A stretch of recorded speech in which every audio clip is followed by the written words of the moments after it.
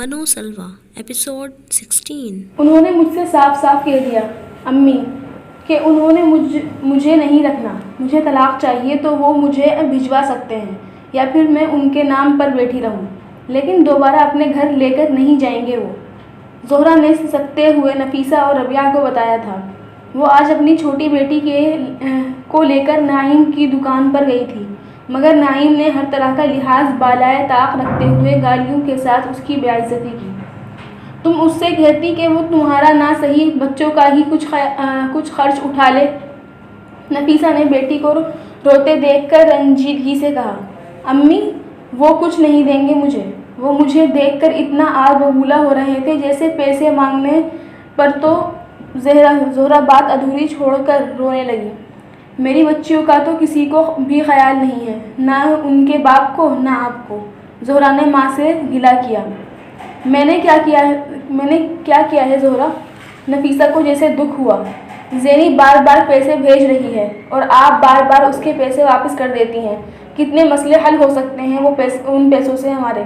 زہرا نے بالآخر اپنے دل کی بات کہہ دی۔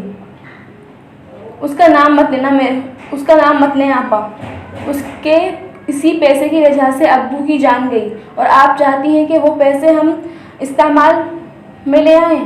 ربیہ نے تڑپ کر نفیسہ کے کچھ کہنے سے پہلے زہرا سے کہا تھا۔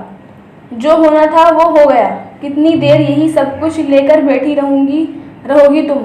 آخر بہن ہے وہ ہماری، اور وہ مدد کرنا چاہتی ہے تو کیا غلط کرنا چاہتی ہے؟ زہرا نے ربیہ کی بات کاٹ کر کہا۔ حرام کے پیسے سے مدد؟ زہرا نے ایک بار پھر اسی طرح سسکتے ہوئے اس کی بات کاٹ دی۔ چھوڑ دو یہ حرام حلال کی تکرار، پیسہ صرف پیسہ ہوتا ہے، کوئی حرام حلال نہیں ہوتا۔ آخر ہمارے پاس پیسے ہوتے تو بھرے بازار میں نعیم میری بے عزتی کرتے؟ ٹھیک کیا زینی نے جو کیا، عیش تو کر رہی ہے، آرام سے گھر میں تو بیٹھی ہے نا، ہماری طرح چند روپیوں کے لیے دھکے کھاتے تو نہیں پھر رہی۔ زہرا روتے ہوئے اٹھ کر اندر کمرے میں چلی گئی تھی۔ ربیہ اور نفیسہ جیسے ساکت و صحن میں بیٹھی رہیں۔ زہرا میں آنے والی تبدیلی اچانک نہیں تھی، وہ پچھلے چند دنوں سے بار بار زینی کا ذکر چھیڑتی تھی، لیکن ان دونوں کو یہ اندازہ نہیں تھا کہ وہ اتنے کھلے لفظوں میں زینی کی حمایت کرے گی۔ گھر کی حالت واقعی خراب تھی، بجلی کٹ چکی تھی، انہوں نے ہمسائے کے گھر سے ایک تار لے کر بلب لگایا ہوا تھا۔ محلے کے وہ گھر اب آہستہ آہستہ ان چھوٹی بڑی رقموں کا تقاضا کرنے لگے تھے جو ضیاء نے تدفین اور تدفین کے بعد مختلف اخراجات کے سلسلے میں نفیسہ نے لوگوں سے لی تھی۔ گھر کی بہت سی چھوٹی بڑی چیزیں اب تک بک چکی تھیں۔ ضیاء کیا گئے تھے، اس گھر کے رزق سے برکت چلی گئی تھی۔ سلمان ایک دکان پر سیلزمینی کر رہا تھا، زہرا چھوٹی موٹی سلائی کرنے لگی تھی اور ربیہ اسکول میں پڑھانے کے بعد گھر میں ٹیوشنز بھی پڑھاتی۔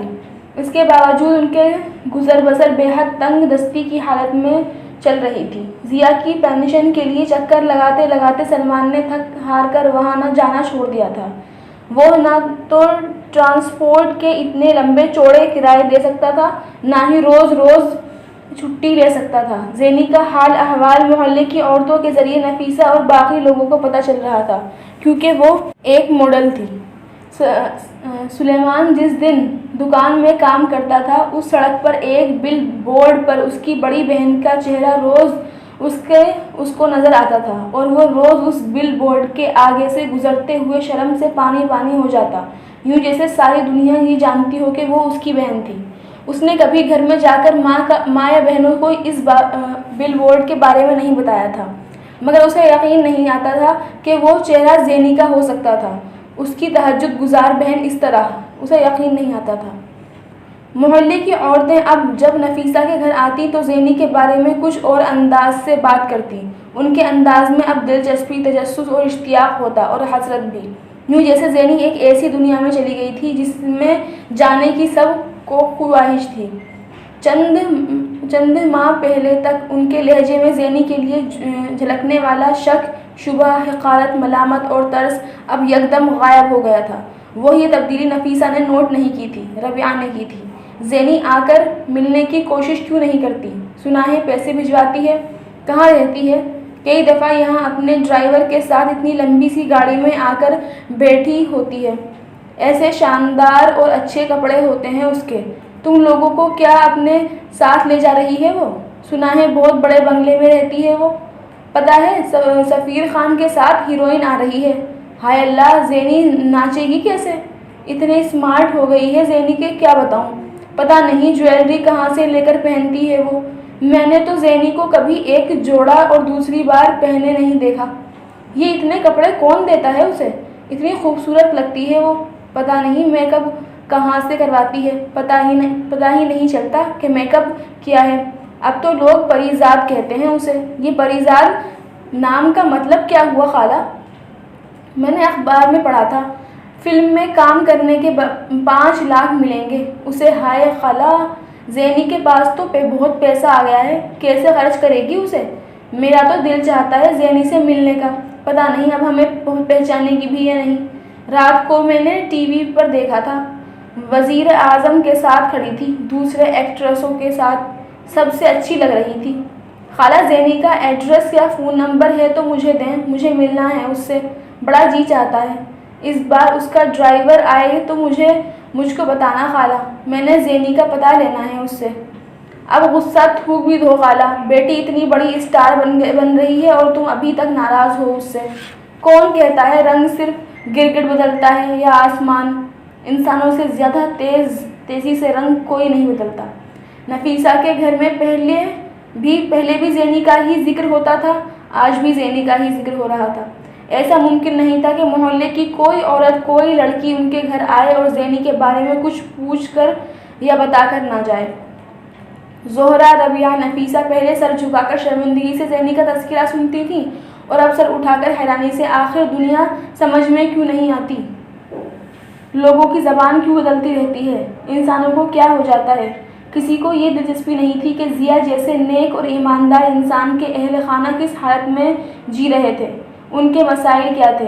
انہیں کس چیز میں مدد کی ضرورت تھی؟ وہ کس طرح 3 کے بجائے 2 وقت کا کھانا کھانے پر مجبور ہو گئے تھے؟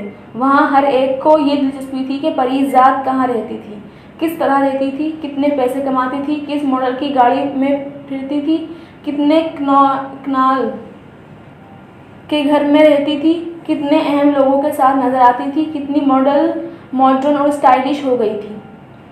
مقابلہ ایک بار پھر ضیا اور زینب کے بیچ تھا. مقابلہ ایک بار پھر زینب جیت رہی تھی. مقابلے میں ایک بار پھر زینب جیت رہی تھی. نفیسہ نے اس دن زینی کے جہیز کی ساری چیزوں کو دھوپ لگوانے کے لیے نکلوا کر باہر صحن میں رکھ دیا تھا. اس میں زینی کی شادی کا جوڑا بھی تھا. اس جوڑے کو دیکھتے ہوئے انہیں بے اختیار رونا آ گیا. کتنے چاو سے ایک ایک چیز بنائی تھی اس نے. 4 ماہ لگا کر ایک دوپٹہ کاڑھا. اور ایسی تو نہیں تھی میری زینی. پتہ نہیں کیا ہو گیا اسے. نفیسہ نے بھرائی ہوئی آواز میں ربیہ سے کہا، جو ان کے ساتھ مل کر وہ کپڑے باہر لائی تھی. ربیہ نے جواب میں کچھ نہیں کہا. وہ صرف سرد مہری سے اس دوپٹے کو دیکھتی رہی. اسے ماں کی طرح زینی پر ترس نہیں آیا تھا. شاید آ جاتا اگر ان کی زندگی میں پچھلے 6 ماہ نہ آئے ہوتے. نفیسہ تو ماں تھی. ان کپڑوں اور چیزوں کو دیکھ کر انہیں زینی کی وہ خوشی، وہ ہنسی یاد آئی تھی جو وہ انہیں خریدتے انہیں بناتے ہوئے محسوس کرتی تھی. ایک پھول، ایک پتا، ایک ٹانکا. کوئی ان کپڑوں کو دیکھ کر بآسانی بتا سکتا تھا کہ وہ ایک ہی لڑکی کے ہاتھ کے ہیں، اور جس لڑکی کے ہاتھ کے ہیں اس نے ان چیزوں کو بنانے میں اپنی جان ماری ہوگی، اپنے دن رات لگائے ہوئے ہوں گے. نفیسہ اس کی شادی کا لباس گود میں لیے بہت دیر بیٹھ کر روتی رہی. اس کی شادی کے دوپٹے کچھ حصے پر گھوٹا کناری ابھی بھی باقی تھا. زینی نے حسب عادت سوئی دوپٹے کے ساتھ ہی اٹکا کر رکھی ہوئی تھی. وہ سوئی ابھی بھی وہیں تھی. وہ دوپٹہ ابھی بھی پورا نہیں ہوا تھا. نفیسہ کو ایک بار پھر سب کچھ یاد آنے لگا تھا. وہ وہیں اسی صحن میں، اسی تخت پر سارا دن اس دوپٹے کو گود میں لیے بیٹھی رہتی تھی. کسی کو صاف ہاتھ بھی نہ لگانے دیتی کہ کہیں ہاتھ کی قدرتی چکنائی کا کوئی داغ، کوئی دھبا دوپٹے پر نہ آ جائے. اور ہر روز کا کام ختم کرنے کے بعد انہیں دوپٹے کا اتنا حصہ بے حد خوشی و فخر سے دکھاتی۔ ان چیزوں کو دھوپ کیوں لگوا رہی ہیں؟ ربیہ نے ان کے انہماک کو توڑا تھا۔ اس کو تو اب ان میں سے کسی چیز کی ضرورت نہیں ہوگی۔ ربیہ کا اشارہ زینی کی طرف تھا۔ تمہارے کام آئیں گے یہ ساری چیزیں، نفیسہ نے اپنے آنسو خشک کرتے ہوئے کہا۔ میں اس کی کوئی چیز استعمال نہیں کروں گی۔ جہیز میں لے کر جانا تو دور کی بات ہے، ان ساری چیزوں کو بیچ دیں، پھینکوا دیں یا خیرات کر دیں، مگر میرے لیے نہ رکھیں، مجھے انہیں استعمال نہیں کرنا۔ ربیہ نے بے حد سرد مہری کے ساتھ نفیسہ کو دو ٹوک انداز میں بتایا اور اٹھ کر وہاں سے چلی گئی۔ نفیسہ اسے جاتا دیکھتی رہی۔ زینی نے اپنے اور تبریز پاشا کے درمیان صوفے پر پڑے ڈائمنڈ سیٹ کے کھلے ڈبے کو ایک نظر دیکھا، پھر تبریز پاشا کو، جس کے چہرے کے تاثرات نے کسی قسم کا کوئی ابہام نہیں رہنے دیا تھا۔ وہ اس فارم ہاؤس میں اپنی پہلی فلم کی مہورت کے بعد ہونے والی اپنی پہلی فلم پارٹی میں شرکت کرنے کے لیے آئی تھی۔ انڈسٹری کی ہر بڑی ہیروئن تبریز پاشا کی اس پارٹی میں موجود تھی، اور انڈسٹری کا ہر بڑا پروڈیوسر اور ڈائریکٹر وہاں موجود تھا۔ زینی کے لیے یہ پہلی فلمی پارٹی ضرور تھی، مگر پہلی پارٹی نہیں تھی۔ وہ ماڈلنگ کا آغاز کرنے کے بعد اسی طرح کی لیٹ نائٹ پارٹیز اٹینڈ کرتی رہی تھی۔ دونوں پارٹیز کے لوازمات ایک تھے: شراب، ڈرگز، ڈانس اور عورتیں۔ البتہ لوازمات کی کوالٹی میں فرق تھا۔ ماڈلنگ کے دوران اٹینڈ کی جانے والی پارٹیز میں میوزک انگلش ہوتا اور بولی جانے والی زبان بھی۔ اس فلمی پارٹی میں سب کچھ پنجابی میں تھا۔ تبریز پاشا اسے ساتھ لے کر ہر جگہ پھرتا رہا تھا، پروڈیوسر سے ہیروئنز تک، وہ جن سے انٹرویوز کروا سکتا تھا اس نے کرایا تھا، اور اس پارٹی میں موجود ہر چھوٹی بڑی ہیروئن کی توجہ کا مرکز بنی ہوئی تھی۔ اس پر رشک کیا جا رہا تھا، اس سے حسد کیا جا رہا تھا اور اس سے نفرت کی جا رہی تھی، اور پاشا پروڈکشنز کی نئی ہیروئن تھی، جس کا مطلب تھا کہ انڈسٹری میں ایک نیا سورج طلوع ہونے والا تھا، اور اس سورج کے طلوع ہونے سے کتنے چاندوں کو گہرانا تھا، ہر ایک کو یہی خدشہ تھا۔ رات ڈھلے تبریز پاشا اسے فارم ہاؤس کے اس کمرے میں لے آیا تھا، اور اس پوری پارٹی میں پہلا موقع تھا جب زینی غائب ہوئی تھی۔ تبریز پاشا پیے ہوئے تھا، بلکہ ضرورت سے زیادہ پیے ہوئے تھا، مگر اس کے باوجود اپنے ہوش و حواس میں تھا۔ زینی کو کمرے میں لانے کے بعد اس نے زینی سے وہی کہا تھا جس کا زینی کو خدشہ تھا۔ کچھ دیر کے لیے زینی کے حواس جواب دے گئے تھے۔ شوز میں یہ پہلا موقع تھا جب کوئی مرد اس سے اس طرح کا مطالبہ کر رہا تھا۔ فارہان اور دوسرے بہت سے ماڈلز اور اس کی پرستار مرد اس سے فلرٹ کرنے کی یا افیئر چلانے کی کوشش کرتے تھے۔ وہ بڑی آسانی کے ساتھ ان کی کوششوں کو ناکام بنا دیتی تھی، مگر تبریز پاشا، میں انڈسٹری میں یہ سب کرنے نہیں آئی۔ وہ ایک جھٹکے کے ساتھ اٹھ کھڑی ہوئی تھی۔ تو پھر کیوں آئی ہو؟ گھر میں بیٹھتی؟ تبریز پاشا نے بے حد توہین آمیز انداز میں کہا۔ وہ اس کا چہرہ دیکھتی رہی۔ فلم انڈسٹری کے طور طریقوں کا اب تک تو پتہ چل جانا چاہیے تھا تمہیں، وہ کہہ رہا تھا۔ کھڑی مت رہو، بیٹھ جاؤ، یہاں کوئی تم سے زبردستی نہیں کرے گا۔ زینی کو ایک لحظے کا تأمل ہوا، پھر وہ اسی صوفے پر بیٹھ گئی جہاں پہلے بیٹھی ہوئی تھی۔ میں نے تمہیں تمہارے منہ مانگے معاوضے پر سائن کیا۔ کیوں؟ تم کوئی سپر اسٹار تو نہیں تھی۔ ٹھیک ہے، ماڈلنگ میں تمہارا نام تھا، مگر جو کلاس فلمیں دیکھنے سنیما آتی ہے وہ کسی ماڈل کو نہیں پہچانتی، وہ ہیروئن کو پاشا پروڈکشنز کی ہیروئن کے نام سے جانتی ہے۔ تو تمہیں سوچنا تو چاہیے تھا کہ تم پر اتنی عنایت کیوں کر رہا ہوں میں۔ زینی پلکیں جھپکائے بغیر اسے دیکھ رہی تھی اور طے کر رہی تھی کہ اس کو کیا کرنا ہے۔ فارہان والا مسئلہ ہوا تو میں نے تمہارا ساتھ دیا، ورنہ اخبار والے تو 4 دن میں خبریں لگا کر کھاک جاتے، تمہیں گھر بٹھا دیتے۔ تمہیں گھر کا مسئلہ ہوا تو میں نے تمہارے لیے گھر کا انتظام کروایا۔ تمہارا کیا خیال تھا؟ ان سب چیزوں کی کوئی قیمت نہیں ہوتی؟ ہر چیز کی قیمت ہوتی ہے پریزاد، ہر چیز کی۔ انڈسٹری میں کوئی چیز مفت نہیں ملتی۔ اور تم کیا سمجھ رہی تھی کہ میں یہ سب کچھ تمہارے حسن سے متاثر ہو کر تم پر لٹا رہا ہوں؟ تبریز پاشا کے لہجے میں تلخی نہیں تھی۔ طنز بھی نہیں تھا، کچھ اور تھا، اور وہ کچھ اور کیا تھا زینی اسے سمجھ نہیں پا رہی تھی۔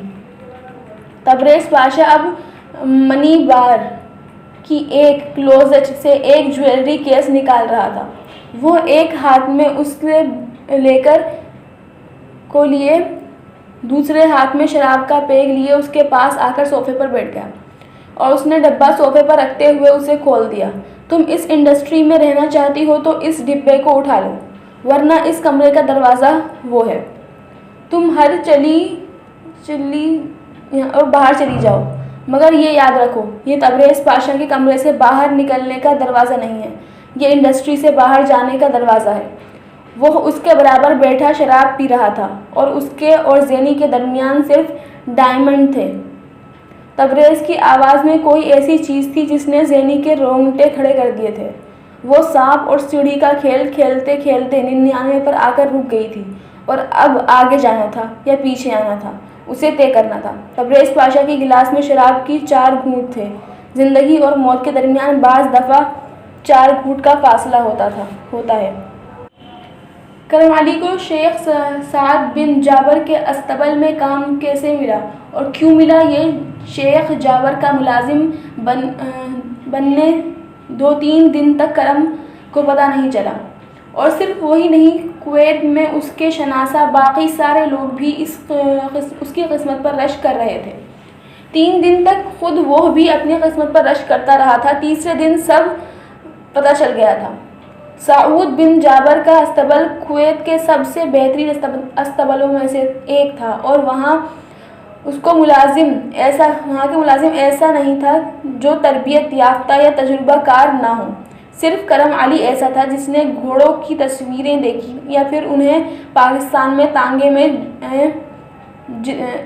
جاتا دیکھتا تھا، مگر کسی گھوڑے کو ہاتھ لگانا تو ایک طرف، وہ کبھی کسی گھوڑے کے قریب تک نہیں گیا تھا، اور اب وہ دنیا کے مہنگے ترین گھوڑوں والے استبل میں ایک سائنس کے نائب اس پر متعین کر دیا گیا تھا، اور اس حیثیت میں اسے رہائش کے لیے جو کمرہ اور سہولیات دی گئی تھیں، انہوں نے کرم علی کی زندگی میں پہلی بار صحیح معنوں میں حواس باختہ کر دیا تھا۔ وہ کویت کی سبزی منڈی میں سبزیوں کی دکان میں سوتے سوتے اب جس استبل کی رہائش گاہ میں آ پایا تھا، وہ 2 کمرے اور اٹیچ باتھ روم اور کچن پر مشتمل ایک اور فلمی فرنیشن کوارٹر تھا۔ کرم علی کم سے کم 1 گھنٹہ ایک ہی جگہ کھڑے ادھر اپنے پیروں سے چلتا رہا۔ اس کو کوارٹر میں بلا شبہ سب سے عجیب اور غیر موزوں چیز خود وہی تھا۔ کرم کو خود سے اعتراف کرنے میں عار نہیں ہوا۔ سبزی منڈی سے استبل کا سفر اس کے لیے جیسے حقیقت سے خواب تک کا سفر تھا، اور اس دوران منڈی میں کریٹ ہی اٹھا رہا تھا جب ایک کویتی اور ایک پاکستانی اس کے پاس آئے تھے۔ شیخ سعود بن جابر کے استبل میں کام کرو گے؟ اس پاکستانی نے اس کا نام دریافت کرتے ہی اس سے پوچھا۔ وہ 2 ہفتوں کی طرح ان دونوں کے منہ دیکھتا رہا، کی طرح ان کے منہ دیکھتا رہا۔ اسے لگا کہ انہیں غلط فہمی ہوئی ہے۔ آپ مجھ سے کہہ رہے ہیں؟ کرم علی نے اٹکتے ہوئے اسے پاکستانی سے پوچھا۔ ہاں، شیخ کے استبل میں ایک کام کرنے والے کی ضرورت ہے، اس پاکستانی نے وہیں حیرت اور تعجب کو نظر انداز کرتے ہوئے کہا۔ اس سے پہلے کہ وہ کچھ کہتا، اس کی دکان کا پاکستانی مالک بڑی تیزی سے اس کے قریب آ گیا اور اس نے کرم علی سے کہا، تمہیں ضرور شیخ کے لیے کام کرنا چاہیے، ایسا موقع روز روز تھوڑی ملتا ہے۔ کرم علی نے اس کی حیرانی سے آصف بھٹے کا چہرہ دیکھا تھا۔ اسے توقع نہیں تھی کہ وہ اتنی سہولت سے اسے یہ آفر قبول کرنے کو کہے گا۔ آپ جانتے ہیں انہیں؟ کرم علی نے آصف بھٹے سے پوچھا۔ میں کیا، پورا کویت جانتا ہے شیخ سعود جابر کو؟ تو بس دیر نہ کرو، فوراً ان کے ساتھ چلے جاؤ۔ اسے آصف بھٹے کے انداز پر حیرت ہوئی۔ آخر اتنی جلدی کیا تھی ان کے ساتھ بھیجنے کی؟ وہاں کام کرنے کے لیے دوسرے مزدور بھی اب ان کے آس پاس کھڑے ہوئے تھے۔ لیکن میں اس استبل میں کیا کروں گا؟ مجھے تو پاکستانی نے اس بار اس کی بات کاٹ دی۔ یہ تمہیں وہاں جا کر پتہ چلے گا، یہاں کھڑے کھڑے کیسے بتائیں؟ ہاں تم اطمینان سے ان لوگوں کے ساتھ چلے جاؤ، جو بھی کام ملے کر لینا۔ آصف بھٹ نے ایک بار پھر مداخلت کی۔ تم جاؤ، اپنا سامان اٹھاؤ اور ان کے ساتھ چلے جاؤ۔ ابھی؟ کرم علی نے کچھ کہنا چاہا مگر اس پاکستانی نے ایک بار پھر اس کی بات کاٹ دی۔ ہاں ابھی، اور اسی وقت ہم صرف تمہیں لینے ہی آئے ہیں۔ کرم علی مجمع میں کھڑا کچھ نہ سمجھنے والے انداز میں باری باری آصف بھٹ اور ان لوگوں کو دیکھ رہا تھا۔ اور وہ اس سے لینے آئے تھے مگر کیوں؟ کیا انہیں استبل میں کسی کام کرنے والے کی ضرورت تھی یا صرف کسی کی ضرورت تھی؟ اور کیا وہ اس سے پہلے سے کسی حوالے سے جانتے تھے؟ کس حوالے سے؟ اور وہ اس کو کیسے جانتے تھے؟ ایک کے بعد ایک سوال اس کا ذہن الجھا رہا تھا مگر اس کے پاس اب وہاں بیٹھنے اور ان لوگوں کا جواب ڈھونڈنے کے لیے وقت نہیں تھا۔ 15 منٹوں میں اپنا سامان اٹھا کر جس گاڑی میں وہ شیخ سعود بن جابر کے استبل کی طرف روانہ ہوا تھا وہ ایک لیموزین تھی۔ 21 سال کی عمر میں کرم علی نے پہلی بار لیموزین میں سفر کیا تھا۔ اس وقت اس کا خیال تھا وہ لیموزین میں اس کا آخری سفر بھی تھا۔ اور پھر وہ اس کوارٹر میں آ گیا تھا۔ وہاں اس جیسے کوارٹرز کی ایک لمبی قطار تھی اور اس جیسے ملازمین کی ایک بڑی تعداد، مگر ان میں اور کرم علی میں فرق یہ تھا کہ ان سب کو اپنے اپنے کاموں کا پتہ تھا۔ صرف کرم علی تھا جسے یہ پتہ نہیں تھا کہ اسے کس کام کے لیے رکھا گیا تھا اور اسے کیا کرنا تھا، اور وہ ہر صبح استبل اور پھر منتظر رہتا تھا کہ کوئی اسے کوئی کام کرنے کو کہے گا، مگر کوئی اسے کوئی کام نہیں کہتا تھا۔ ہر ایک میکائی کی انداز میں اپنے کام میں مصروف رہتا اور وقتاً فوقتاً اس کو عجیب نظروں سے دیکھتا رہتا۔ اس کی نظریں عجیب تھیں، یہ کرم علی کو وہاں پہلے دن آتے ہی اندازہ ہو گیا تھا۔ استبل میں ایک آدھ کے علاوہ وہ کوئی پاکستانی نہیں تھا اور کرم علی کوشش کے باوجود ان پاکستانی سے بات نہیں کر سکا تھا۔ یہ کہنا زیادہ بہتر ہے کہ انہوں نے اس سے بات نہیں کی۔ وہ ان کے رویے سے بھی کنفیوز تھا مگر وہاں کی باقی چیزیں بھی کہاں سمجھ پا رہا تھا۔ شیخ سعود بن جابر کے استبل میں گھوڑوں کی تعداد اتنی زیادہ نہیں تھی۔ کویت میں بہت سے دوسرے استبلوں میں سینکڑوں کی تعداد میں گھوڑے تھے مگر سعود کے استبل میں دنیا کی ہر بہترین فیمیل گھوڑا موجود تھا۔ سواری سے لے کر کریز کے گھوڑوں تک ہر نایاب قسم کا گھوڑا اس کے پاس تھا، اور ان گھوڑوں کے لیے اس نے دنیا کی بہترین سہولیات اور بہترین عملہ مہیا کر رکھا تھا۔ پھر ان میں کرم علی اپنے آپ کو فٹ نہ سمجھتا تو کیا سمجھتا؟ شیخ سعود بن جابر کو اس نے وہاں اپنے آنے کے تیسرے دن ہی دیکھ لیا تھا اور اس سائنس کے ساتھ چند گھوڑوں کو باہر لا رہا تھا۔ جب رائڈنگ گیئر میں ملبوس ایک آدمی گھوڑا دوڑاتا ہوا ان کی طرف آیا تھا، اس نے سائنس اور آس پاس کے چند دوسرے ملازمین کو یکدم محتاط ہوتے دیکھا۔ اس وقت تک اسے یہ اندازہ نہیں تھا کہ وہ شیخ سعود بن جابر ہو سکتا تھا، کیونکہ وہ اسے کوئی ادھیڑ عمر بوڑھا آدمی سمجھ رہا تھا، مگر 40 سال کی عمر کا ایک بے حد ہینڈسم اور لمبا مرد تھا۔ اس کے قریب آنے پر دوسرے ملازموں کی طرح اس نے بھی اسے سلام کیا تھا۔ سعود بن جابر کی نظریں کچھ دیر تک اس پر جمی رہیں، پھر اس نے سائنس سے انگریزی میں کچھ کہا اور سائنس نے جواباً کچھ کہا۔ اس پر سعود بن جابر نے اسے دیکھا اور پھر بے حد صاف اردو میں اس سے کہا، اپنی شرٹ اتار دو۔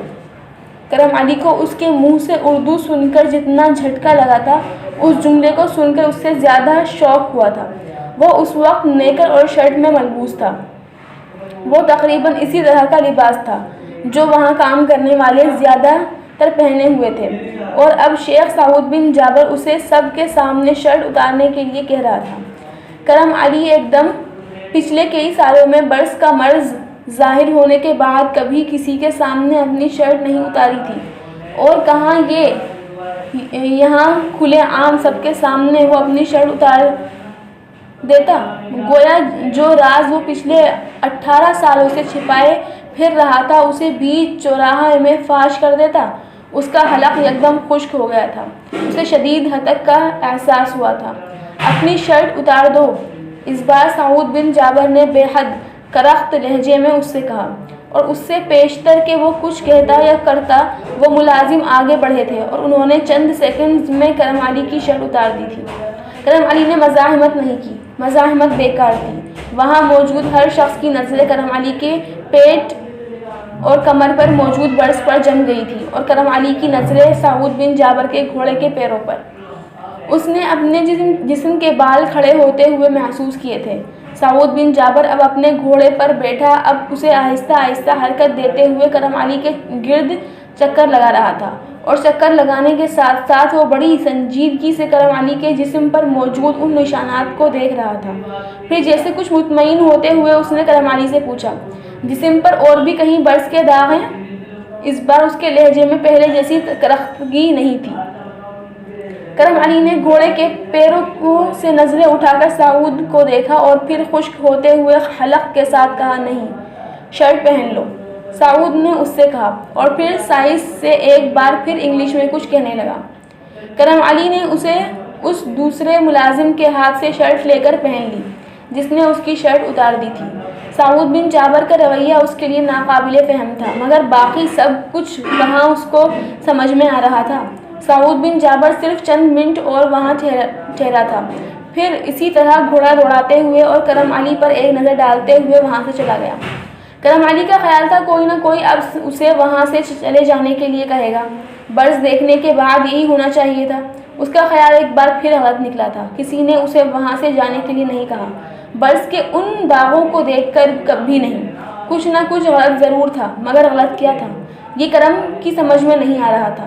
وہاں کام کرنے والے ہر شخص اس سے کچھ فاصلے پر تھا، مگر اس فاصلے میں کرم کو نفرت یا حقارت کی جھجک نہیں آ رہی تھی، اور یہ چیز بھی اسے الجھا رہی تھی کہ یہ نفرت اور حقارت نہیں تھی تو پھر کیا تھا؟ کیا چیز تھی جو ان سب کو اس سے دور رکھ رہی تھی؟ وہاں آمد کے 7ویں دن اسے یہ بھی پتہ چل گیا تھا۔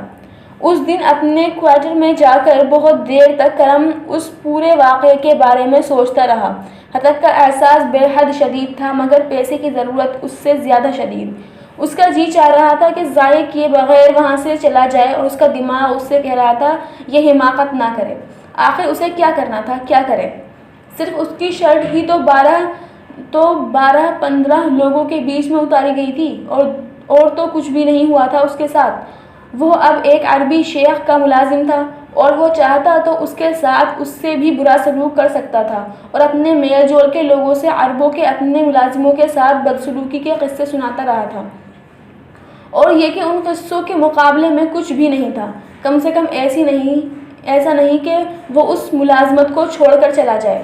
وہ بار بار خود کو تسلیاں دے رہا تھا، مگر اس نے اندر ہونے والی چبھن بے حد شدید محسوس کی تھی۔ رات روتا رہا تھا۔ اپنے گھر سے نکلنے کے بعد، وہ کویت آنے کے بعد کئی بار رویا تھا، مگر زندگی میں پہلی بار آ کر وہ بے بسی کا احساس سے رویا تھا۔ پہلی بار اسے وہ ساری زنجیریں تکلیف دینے لگی تھیں جنہیں اس کے مقدر اور رزق کو شیخ سعود بن جابر کے استبل کا حصہ بنا دیا تھا۔ اگلی صبح وہ پھر ٹھیک تھا۔ جب کام کرنا تھا تو پھر رو کر کیا اور ہنس کر کیا۔ سعود بن جابر سے سارا تک اس کا دوبارہ سامنا نہیں ہوا، اور دوبارہ اس کا سامنا کرنا بھی نہیں چاہتا تھا۔ استبل میں بظاہر سب کچھ نارمل تھا، مگر کرم کو محسوس ہو رہا تھا کہ ہر گزرتے دن کے ساتھ ان کے عمل میں ایک عجیب طرح کی بے چینی اور پریشانی پائی جا رہی تھی۔ استبل کے ڈاکٹر ہر وقت ایک کے بعد ایک گھوڑے کا معائنہ کرتے نظر آتے تھے۔ گھوڑوں اور جانے والے چارہ عجیب طرح کے حفاظتی اقدامات میں استبل سے باہر سے منگوایا جاتا تھا، اور پھر چند خاص ہی اس چارے کو گھوڑوں کو دیتے تھے۔ گھوڑوں کو دی جانے والی باقی خوراک بھی سیلڈ ہوتی تھی، اور وہی انہیں گھوڑوں تک پہنچاتے تھے۔ یہی حال اس پانی کا تھا جو گھوڑوں کو پلایا جا رہا تھا۔ استبل میں کام کرنے والے کسی آدمی کی رسائی پانی کے اس ذخیرے تک نہیں تھی جس کا پانی ان گھوڑوں تک پلوانے کے نلوں کے ذریعے دیا جاتا تھا۔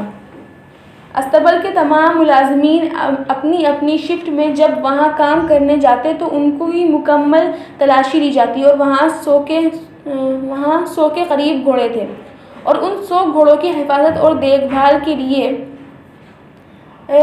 کم سے کم 500 کے قریب عملہ اور ہر گزرنے والے دن کے ساتھ اس عملے کی تعداد میں اضافہ ہی ہوتا جا رہا تھا اور اس میں زیادہ تر تعداد ویٹس کی تھی۔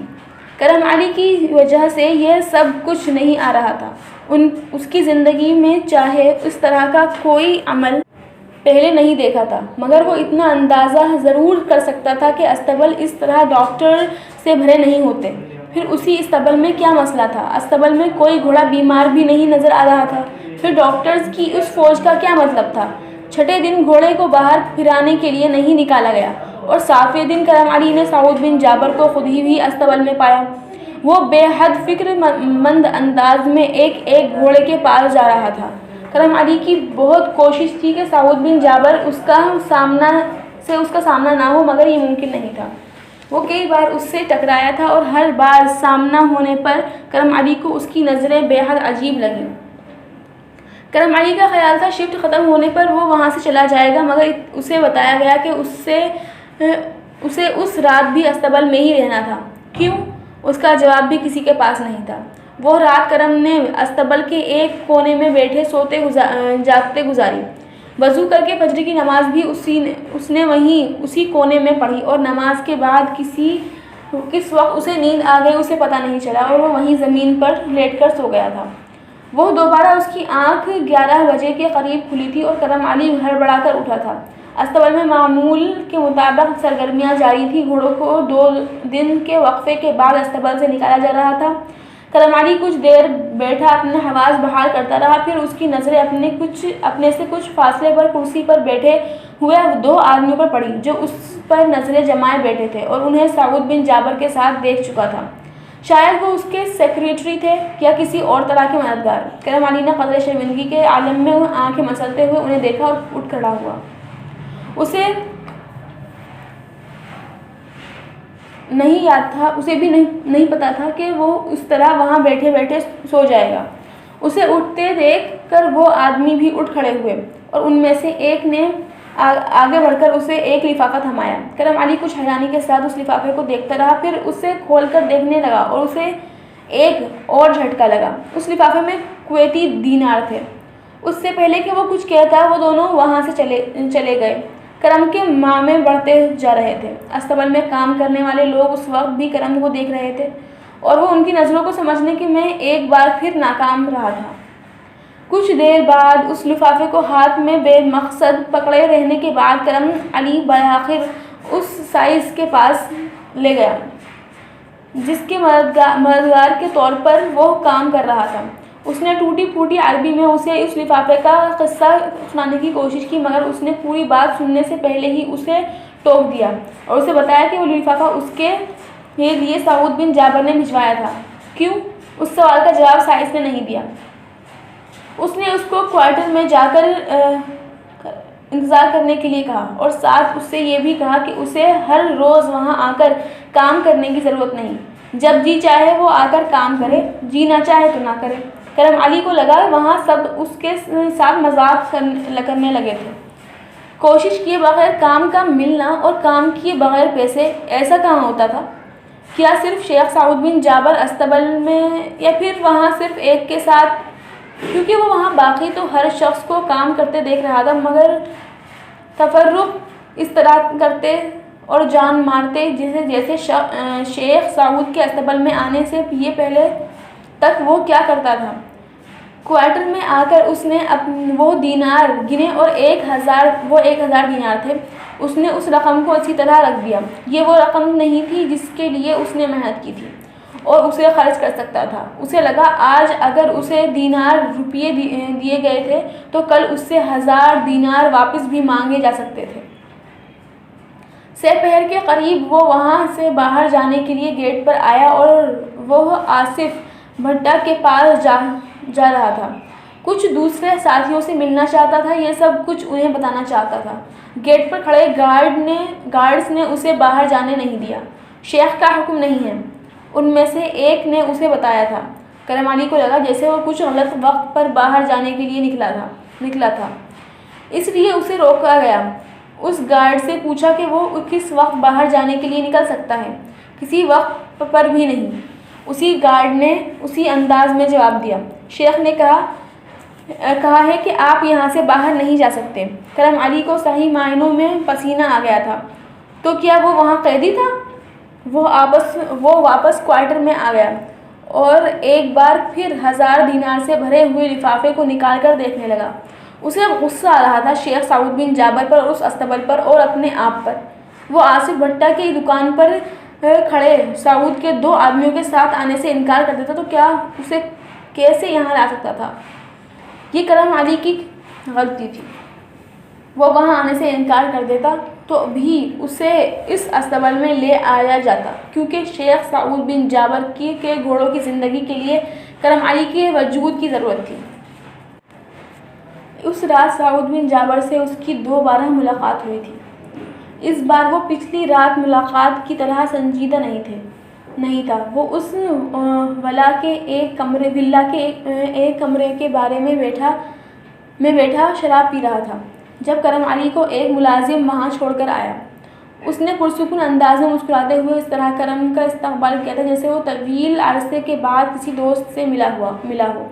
صرف فرق یہ تھا کہ وہ کرم علی کے پاس نہیں آیا تھا اور کرم علی سے گلے نہیں ملا تھا، نہ اس نے کرم علی سے ہاتھ ملایا تھا، مگر اس نے کرم علی کا حال احوال بےحد گرم جوشی سے پوچھنے کے بعد اسے بیٹھنے کے لیے کہا تھا اور خود اس کمرے میں موجود منی بار پر کھڑے ہو کر اپنے لیے شراب کا پیک تیار کرنے لگا تھا۔ اس کے کہنے کے باوجود کرم علی فوری طور پر بیٹھ نہیں سکا۔ وہ کمرہ اس قدر شاندار تھا کہ کرم علی کو لگا کہ وہ کسی کرسی یا صوفے پر بیٹھے گا تو وہ خراب ہو جائیں گی، حالانکہ وہ بے حد صاف ستھرے لباس میں تھا۔ پھر بھی بیٹھ جاؤ، سعود بن جابر نے بغیر مڑے اپنے کام میں مصروف اس سے کہا تھا، یوں جیسے اسے پتا ہو کہ وہ ابھی بھی کھڑا ہوگا۔ اس بار کرم علی ہمت کر کے ایک کرسی پر بیٹھ ہی گیا تھا۔ کیا لوگے؟ سعود نے بے حد دوستانہ انداز میں اپنا گلاس تیار کر کے پلٹتے ہوئے اس سے پوچھا، اور وہ ساتھ ہی ایک کے بعد ایک شراب کا نام لیتا گیا۔ کرم علی ہونخوں کی طرح اس کا چہرہ دیکھتا رہا۔ اس نے زندگی میں وہ نام بھی نہیں سنے تھے، مگر وہ یہ ضرور جانتا تھا کہ بار پر کھڑے ہو کر وہ اسے شراب کے علاوہ کسی اور مشروب کا نہیں پوچھ سکتا تھا۔ سعود اب منتظر تھا کہ وہ کچھ کہے، مگر کرم علی کے حلق سے آواز نہیں نکل پا رہی تھی۔ سعود شراب کے سپ لیتا ہوا بے حد تیکھے نظروں سے اسے دیکھتا اسی طرح خاموش کھڑا رہا۔ نہیں، مجھے کچھ نہیں چاہیے۔ کرم علی نے بالا آخر اپنا خشک سا منہ کھولا۔ تم یہاں سے کہاں جانا چاہتے تھے؟ سعود بلا توقف اپنے اصلی موضوع پر آ گیا تھا۔ وہ اب بار سے ہٹ کر کرم علی سے کچھ فاصلے پر موجود ایک کرسی پر آ بیٹھا تھا۔ کرم علی فوری طور پر اس کے سوال کا جواب نہیں دے سکا۔ وہ کچھ اور نروس ہو گیا تھا۔ صرف چند گھنٹے پہلے ہی تو اس نے وہاں سے جانے کی کوشش کی تھی، اور چند گھنٹوں میں ہی سعود اس سے اس بارے میں پوچھ رہا تھا۔ یقیناً کرم علی کے بارے میں ہر خبر اس تک پہنچائی جا رہی تھی۔ میں اپنے کچھ دوستوں سے ملنا چاہتا تھا، کرم علی نے بالا آخر کہا۔ تم ولید کو بتا دو، وہ تمہارے دوستوں کو یہیں بلا لے گا۔ سعود نے وہاں کے انتظامی کے نگراں کا نام لیتے ہوئے کہا۔ لیکن میں یہاں سے باہر کیوں نہیں جا سکتا؟ کرم علی نے بالا آخر وہ سوال کیا جو وہ کرنا چاہتا تھا۔ سعود نے جواب دینے کے بجائے شراب کے گلاس سے ایک سپ لیا۔ کرم علی منتظر نظروں سے اس کا چہرہ دیکھتا رہا اور جواب نہیں آیا۔ مجھے یہاں کس لیے لے کر آئے ہیں؟ کام کے لیے تو نہیں لے کر آئے، اور مجھے 1000 دینار دے دیے گئے ہیں۔ میں نے کیا کیا ہے؟ کرم علی اب یکے بعد دیگر سوال کرنے لگا۔ شیخ سعود بن جابر سے اب وہ خوف اور جھجک نہیں ہو رہی تھی جو اس سے پہلے ہوتی رہی تھی۔ سعود اس کے چہرے کو خاموشی سے دیکھتا رہا، پھر اس نے شراب کا گلاس رکھ دیا۔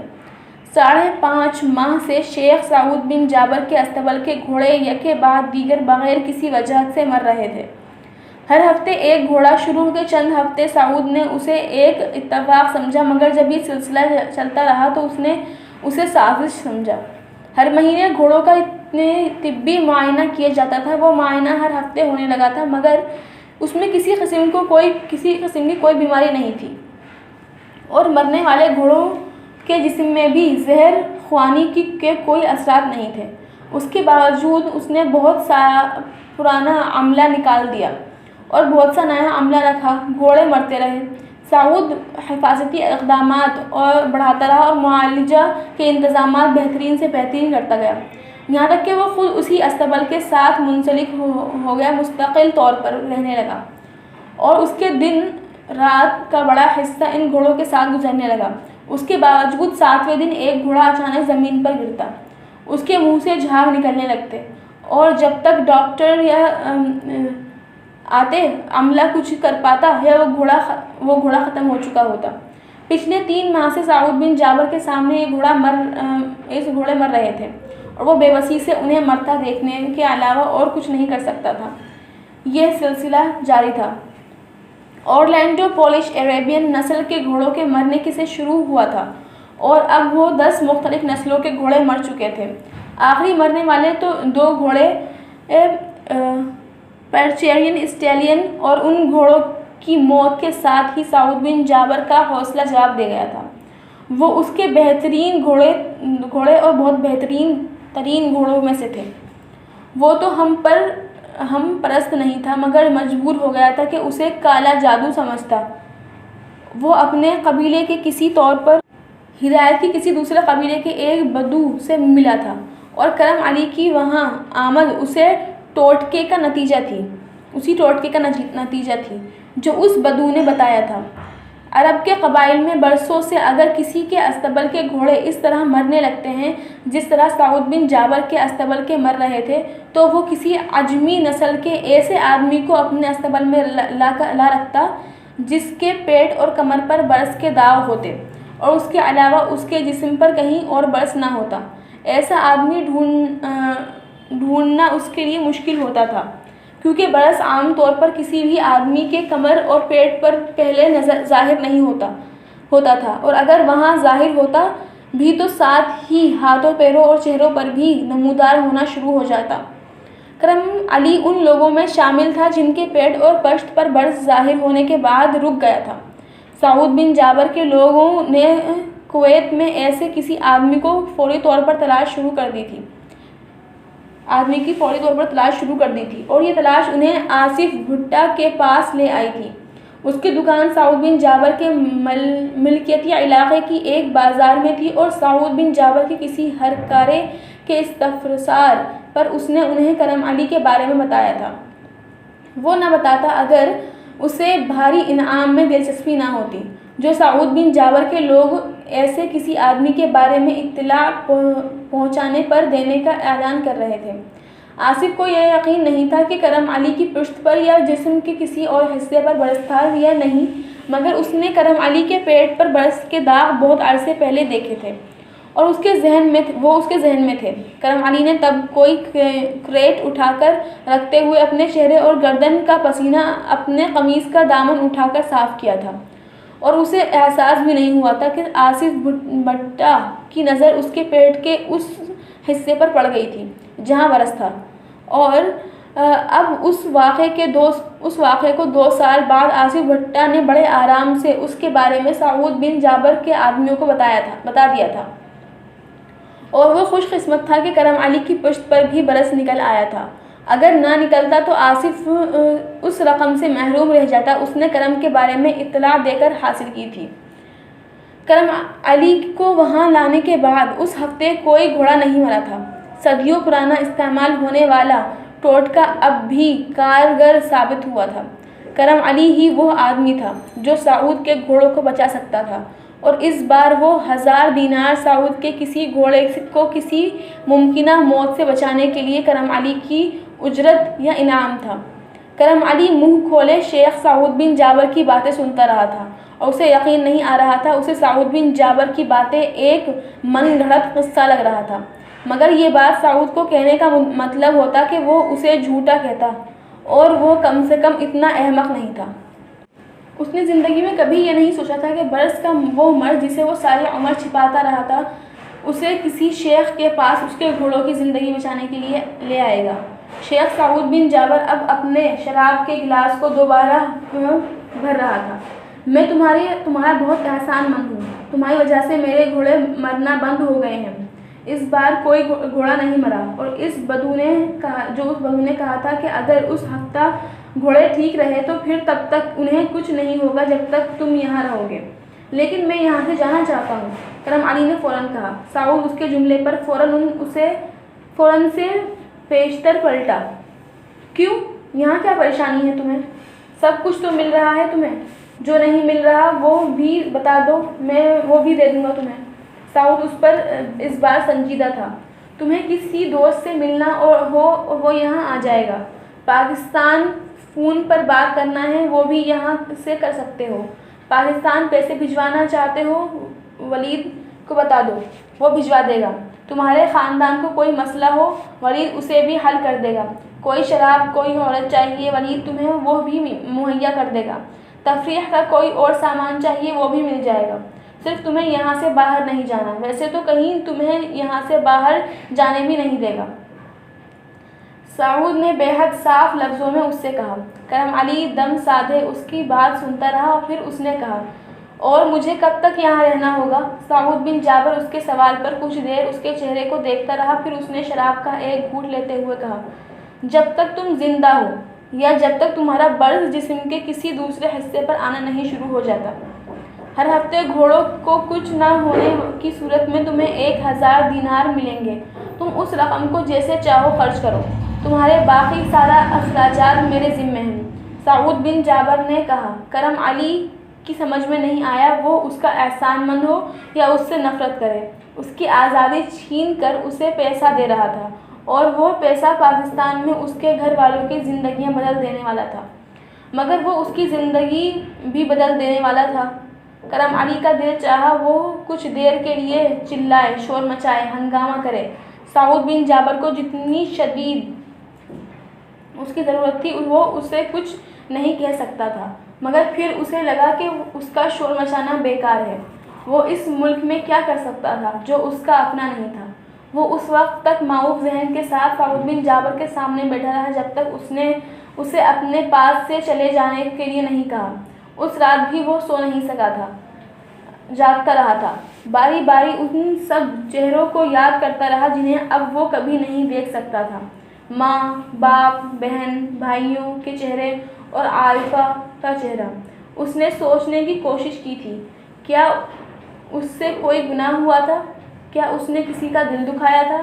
کوئی دھوکہ، کوئی جھوٹ، کوئی فریب؟ اسے کچھ یاد نہیں آ رہا تھا. اسے واقعی کچھ یاد نہیں آ رہا تھا.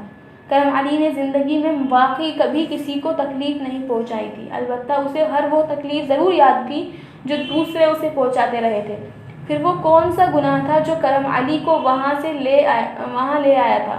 وہ جتنا سوچتا جیسے پاگل ہونے لگتا. اسے بار بار سال پہلے اس لانچ میں مر جانے والے جزام زدہ اس لڑکے کی لاش یاد آتی جس سے اس کی آنکھوں کے سامنے سمندر میں پھینک دیا گیا تھا. اس کا گناہ یہ تھا کہ اس نے یہ ہونے دیا تھا، لیکن وہ اس وقت بے بس تھا. چاہتا بھی تو کچھ نہیں کر سکتا تھا، بالکل اسی طرح جس طرح وہ آج بے بس ہے. اگلے دن وہ استبل اور اس ولا سے باہر نکلنے کا راستہ ڈھونڈتا رہا. اسے احساس ہوا یہ بھی بے حد دشوار تھا. استبل کے 2-3 ملازم سائے کی طرح اس کے ساتھ لگے رہتے تھے اور وہاں سے کسی بھی طرح بھاگ نہیں سکتا تھا. اس نے اگلے دن ولید کو کویت میں اپنے کچھ پاکستانی دوستوں کے ایڈریس اور فون نمبر دے کر کہا کہ وہ ان سے ملنا چاہتا تھا. وہ 2 دن بعد اس کا ایک دوست بے حد ہراساں انداز میں ایک گاڑی میں وہاں لایا گیا، اور پھر ایک اور اردو بولنے والے کویتی ان کے پاس بیٹھ گیا. کرم علی کو ولید پہلے ہی بتا چکا تھا کہ اسے اپنے کسی دوست سے اس ساری صورتحال کا ذکر نہیں کرنا، ورنہ اس کے دوست کو بھی اس طرح ولا سے باہر نکلنے نہیں دیا جائے گا۔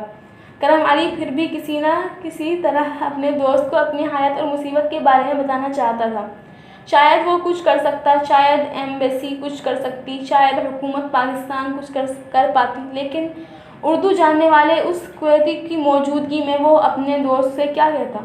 وہ دونوں صرف ایک دوسرے کا اور ایک دوسرے کے گھر والوں کا حال احوال دریافت کرتے رہے۔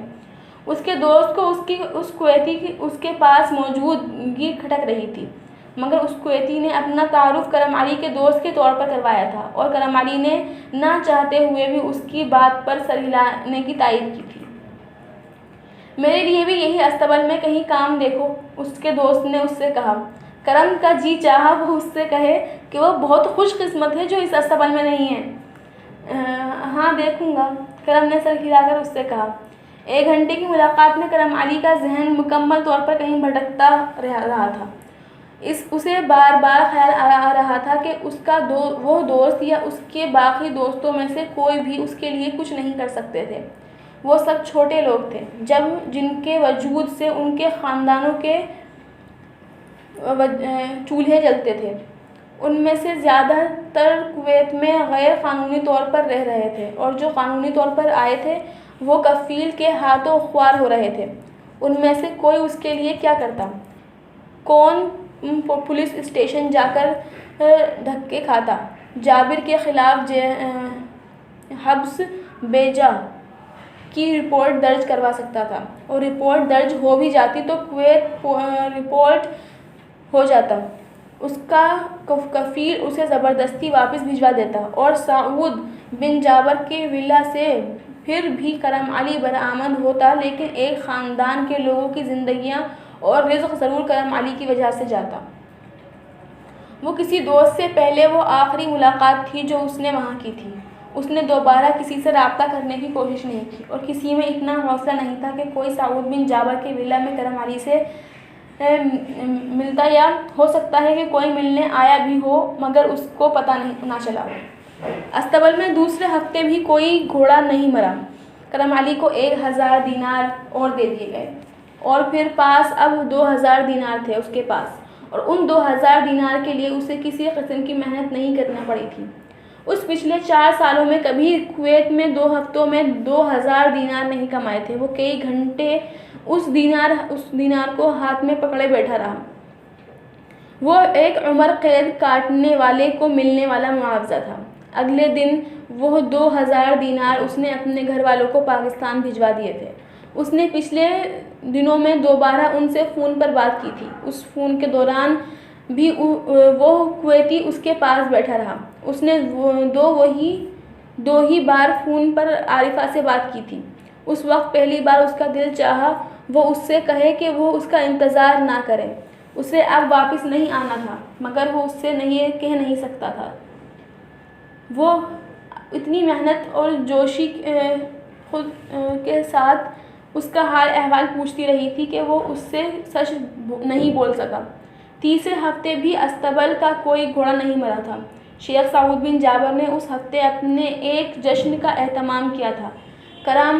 کرم علی کو 1000 کے بجائے وہ 2000 دینار دیے گئے، اور اس رات اس کے ولا میں منگوائی ہوئی عورتوں میں سے ایک عورت اور شراب بھی بھجوا دی گئی۔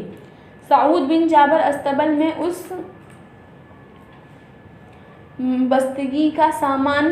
کی وابستگی کا سامان کر رہا تھا۔ کرم علی نے دونوں چیزیں واپس بھجوا دیں۔ وہ جب آزاد تھا تب بھی اسے ان دونوں میں چیزوں سے کوئی دلچسپی نہیں تھی، اور اب تو وہ ایک غلام تھا۔ چوتھے ہفتے کرم علی نے دعا کی تھی کہ اس ہفتے گھوڑا مر جائے، شاید اس طرح اس کو وہاں سے نجات مل جاتی۔ اس نے سعود بن جابر سے یہ واقعی نہیں پوچھا تھا کہ اگر اس کی وہاں موجودگی میں بھی گھوڑا مرتے رہے تو پھر کیا ہوتا؟ یقیناً پھر اسے وہاں سے نجات مل جاتی، یکدم جیسے اسے ایک موہوم سی امید پیدا ہوئی تھی۔ چوتھے ہفتے بھی کسی گھوڑے کو کچھ نہیں ہوا تھا۔ وہ اس ہفتے سعود بن جابر سے کرم علی کی دوبارہ ملاقات ہوئی۔ سعود بن جابر پہلے سے بھی زیادہ گرمجوشی سے کرم علی سے ملا تھا، اور اس بار اس نے وہی سوال کیا تھا جو پچھلے کئی دنوں سے اس کے ذہن میں بار بار اٹھ رہا تھا۔ اگر میری یہاں رہتے ہوئے بھی گھوڑے مرتے رہے تو یا دوبارہ مرنے لگے تو سعود بن جابر کے چہرے کی مسکراہٹ ایک دم غائب ہو گئی۔ کرم علی جانتا تھا کہ اس کا سوال غلط تھا، ورنہ مناسب بھی اور نامناسب بھی، مگر جو کچھ اس کے ساتھ ہو رہا تھا اس میں وہ کسی مناسب یا غیر مناسب چیز کی کیا پرواہ کرتا۔ اس بدو نے کہا تھا کہ اگر ایک برس زدہ آدمی کے آ جانے سے یہ سلسلہ رک جائے، اور یہ سلسلہ رک گیا، اور اس نے یہ بھی کہا تھا کہ یہ سلسلہ ایک بار رک گیا تو وہ دوبارہ شروع نہیں ہوگا۔ سعود بن جابر نے بے حد اعتماد جتانے والے انداز میں کہا، لیکن اگر پھر ہونے لگا تو؟ کرم نے ایک بار پھر وہی سوال کیا۔ سعود بن جابر پلکیں جھپکائے بغیر بہت دیر تک اس کا چہرہ دیکھتا رہا، پھر اس نے کہا، اس بدو نے کہا تھا کہ اگر یہ سلسلہ نہ رکا اور رکنے کے بعد دوبارہ شروع ہو گیا تو پھر اس برس زدہ آدمی کو مارنا پڑے گا۔ کرم علی کا دل اچھل کر حلق میں آ گیا۔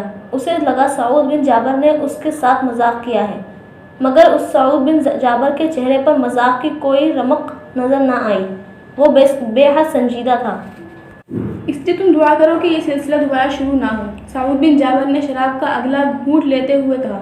اب کرم علی کی سمجھ میں آ گیا تھا کہ ایک برس زدہ آدمی کی تلاش اتنی رازداری سے کیوں کی گئی تھی۔ سعود بن جابر اخبار میں اشتہار دیتا تو سینکڑوں نہیں تو درجنوں لوگ اسے ان علامات کے ساتھ کہیں بھی مل جاتے، مگر اس کے ساتھ ہی اخبار کا یہ اشتہار بہت سے دوسرے لوگوں کو نظروں میں آتا، اور بدوؤں کی یہ روایت کسی نہ کسی طرح منظر عام پر آ جاتی، اور یہ منظر عام پر آ جاتا تو اس کے لیے اس آدمی کو اس طرح غائب کرنا یا ضرورت پڑنے پر جان سے مار دینا آسان نہیں ہوتا۔ سعود بن جابر کو ایک برس زدہ آدمی کی ضرورت نہیں تھی، قربانی کے ایک جانور کی ضرورت تھی۔ کرم علی کی شکل میں اسے وہ جانور مل گیا تھا، اور کرم علی ایک دن پہلے تک یہ دعا کرتا پھر رہا تھا کہ سعود بن جابر کے گھوڑے پھر مرنے لگے، یہ جانے بغیر کہ پہلے اگر ان گھوڑوں کی زندگی اس کے وجود کی محتاج تھی تو ان گھوڑوں کا مرنا اس کا وجود گھوڑوں کی زندگی تھی۔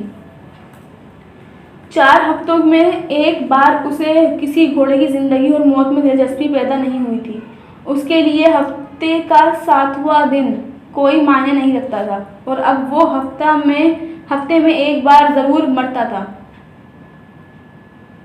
7ویں دن ایک لمحہ گھوٹ گھوٹ موت کی صورت میں اس کے اندر اترتا تھا، یوں جیسے کوئی ریوالور کے چیمبر میں سے ایک میں گولی ڈال کر اسے گھما دے، پھر اسی کنپٹی پر ریوالور رکھ کر باری باری 5 دفعہ ٹریگر دبائے اور ریوالور یہ کہہ کر ہٹا لے کہ گولی چھٹے چیمبر میں ہے۔